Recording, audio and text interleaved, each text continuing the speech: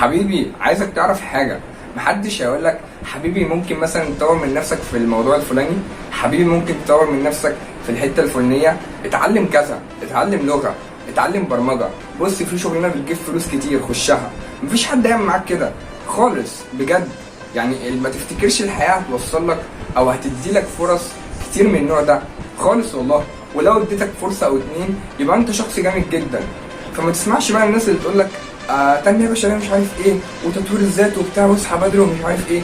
طب على فكره صح، يعني ما انت لما تصحى بدري، هو الناس اللي بتقول لك كده، الناس اللي بتقول لك كده هم اصلا بيعملوا الكلام ده، بس هم مش عايزينك انت تعمل الكلام ده، عشان انت لو عملته هتبقى شخص جامد وغيرك هيبقى جامد وغيرك هيبقى جامد، فكله هيبقى جامدين وهم مش عايزين حد يبقى جامد.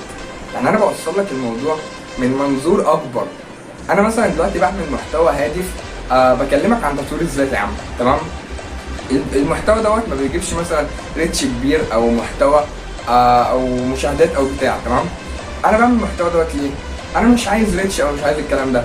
الكلام دوت لو وصل ل5 اشخاص بس وفادوهم وغيروا حياتهم للافضل، صدقني انا هبقى مبسوط جدا. ليه؟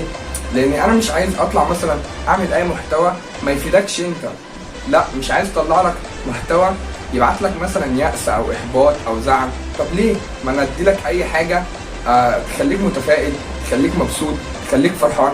يا عم لا قدر الله، تمام، انا مت في يوم من الايام هتيجي تشوف فيديو بتاعي، والله لا ده كان بيقول فيديو كلام كويس، كلام يخليك متفائل، كلام يخليك شخص كويس. فاهمين الموضوع؟ فما تسمعش الناس اللي هي تقول لك ما تهتمش بتطوير الذات او الكلام ده خالص. كل ثانيه طور من نفسك، خليك شخص افضل في حياتك. ولو عجبك الموضوع دوت وحابب المحتوى اللي انا بعمله، اضغط لايك وسبسكرايب واعمل شير، واستنى في فيديوهات كتير جايه. وبس كده، سلام.